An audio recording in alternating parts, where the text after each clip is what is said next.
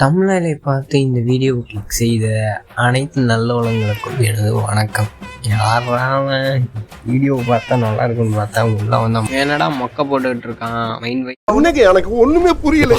Video பண்ண போலாம்.